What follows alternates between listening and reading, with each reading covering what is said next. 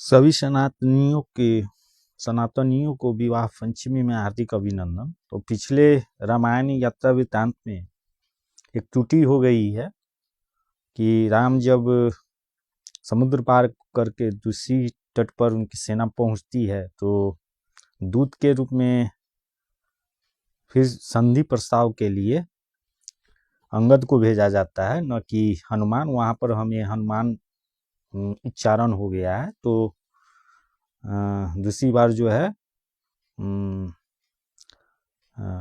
दूत के रूप में संधि प्रस्ताव के लिए अंगद को भेजा जाता है। तो इसके बाद नागपास में बंद जाने के बाद हनुमान गरुड़ देव के पास पहुंचते हैं और वहां आग्रह करते हैं कि वे चलकर भगवान श्री राम और लक्ष्मण को नागपास से मुक्त करें। इस पर गरुड़ देव उनके आग्रह को स्वीकार करते हैं और वह युद्ध भूमि में पहुंच जाते हैं, जहां वह भगवान राम और लक्ष्मण को नागपास से मुक्त करते हैं। नागपास से मुक्त होने पर राम और लक्ष्मण मूर्छा से वापस आ जाते हैं। वह अपने सामने गरुड़ को देखते हैं। इस पर वह गरुड़ देव का आभार प्रकट करते हैं। गरुड़ देव कहते हैं कि मैं तो आपका दास हूँ, यह तो मेरा कर्तव्य था, और यह कहकर वे चले जाते हैं। इसके बाद श्री राम हनुमान जी के प्रति भी अपना आभार प्रकट करते हैं, उन्हें संकट मोचन बताते हैं। यहाँ हनुमान जी भी अपने आप को प्रभु का दास बताते हैं और कहते हैं यह तो हमारा कर्तव्य था। फिर से युद्ध की तैयारी शुरू होती है। इधर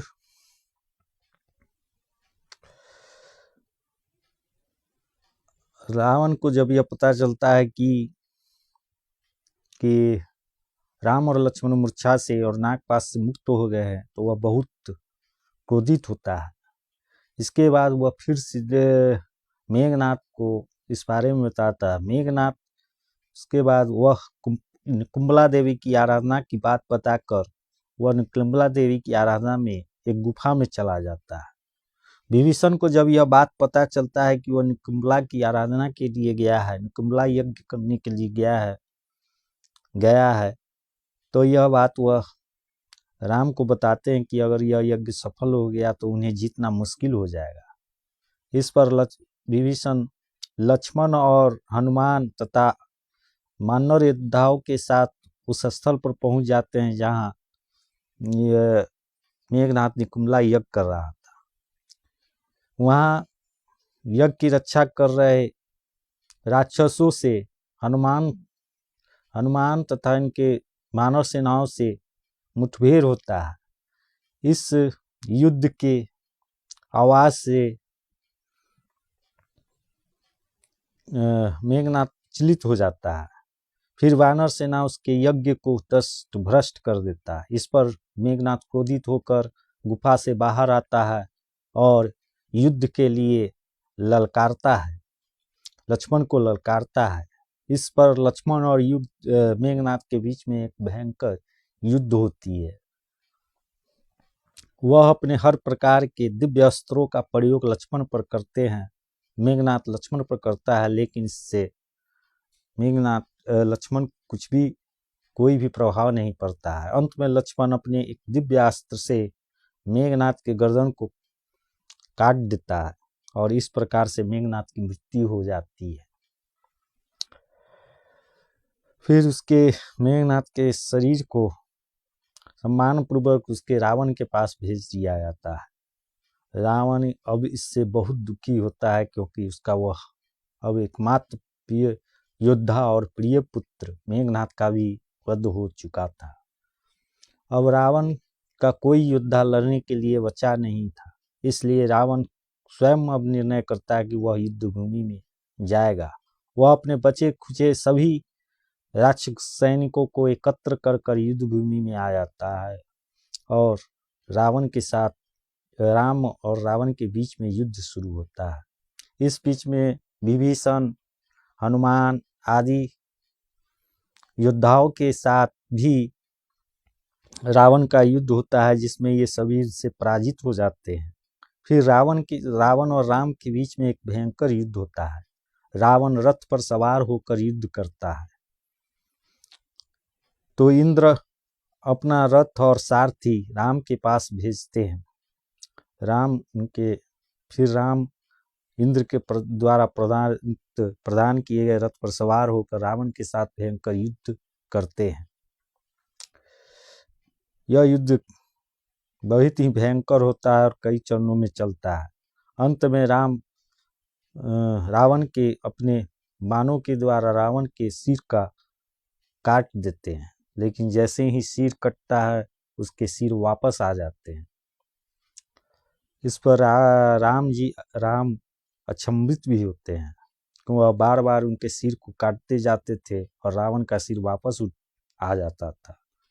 यह देखकर विभीषण राम के पास आते हैं और उन्हें बताते हैं कि रावण के नाभि में अमृत कलश है, जिससे बार बार इसके सिर कटने पर भी वापस आ जाता है।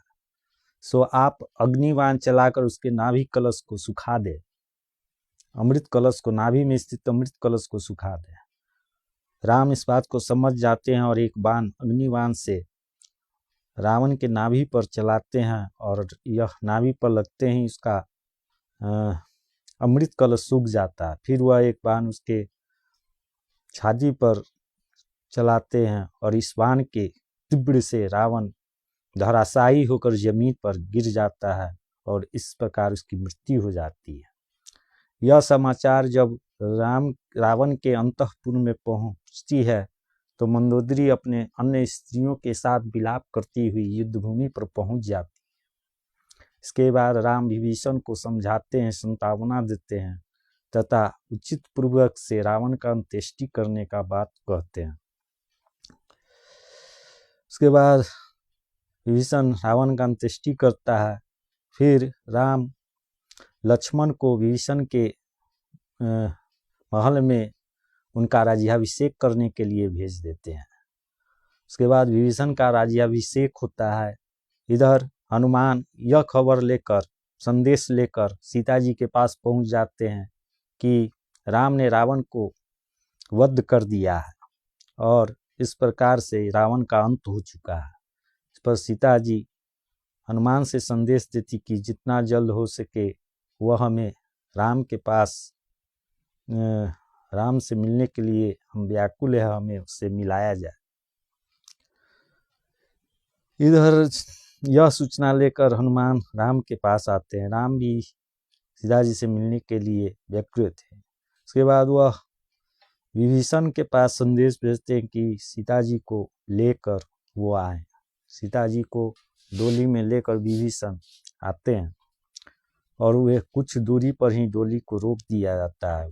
वहां से सीता जी उतरती हैं। इस पर राम उन्हें सीता जी को रुकने का इशारा करते हैं और इधर लक्ष्मण को अग्नि प्रज्वलित करने के लिए बोलते हैं और सीता जी को अपनी पवित्रता का प्रमाण देने के लिए बोलते हैं। इस पर सीता जी अग्नि में समाती है और अग्निदेव प्रकट होकर सीता जी को फिर अग्नि से वापस लाकर यह विश्वास दिलाते हैं, वहां उपस्थित सभी लोगों को विश्वास दिलाते हैं कि सीता जी पवित्र है और इस प्रकार से फिर राम सीता जी को अपना लेते हैं। उसके बाद अयोध्या लौटने का क्रम होता है। पुष्पक विमान पर हनुमान, राम, विभीषण आदि के सहयोगी सवार होकर अयोध्या की तरफ लौट जाते हैं और अंत में वे अयोध्या पहुंच जाते हैं और इस प्रकार से राम कथा का अंत हो जाता है। जहाँ पर अयोध्या में पहुंचने के बाद राम का राज्याभिषेक भव्य भरत या अपने माताओं से मिलते हैं, अपने गुरु से मिलते हैं। उसके बाद राम का राज्याभिषेक होता है और इसी के साथ रामायण का, वाल्मीकि कृत रामायण का समापन हो जाता है। दोस्तों, इसके बाद भी रामायण की कहानियां हैं जिसे उत्तरकांड के रूप में कहते हैं, लेकिन इसे कई विद्वानों ने बताया है कि यह बाद में जोड़ा गया है। जो मूल रामायण वह यहीं तक है। तो मैं इसी के साथ इस रामायण की कहानी को यहीं पर विराम देता हूँ और हमें उम्मीद है कि आपको यह संक्षिप्त रामायण की कहानी पसंद आएगी। साथ ही आप इस मेला का विवाह पंचमी मेला का आनंद ले रहे हैं। तो यह विवाह पंचमी मेला हर वर्ष जनकपुर में राम सीता के विवाह उत्सव के रूप में मनाया जाता है और पूरे शहर को सजाया जाता है। कई तरह के दुकान आदि यहाँ लगे हुए रहते हैं। तो इसी के साथ मैं अपने वाणी को विराम देता हूँ।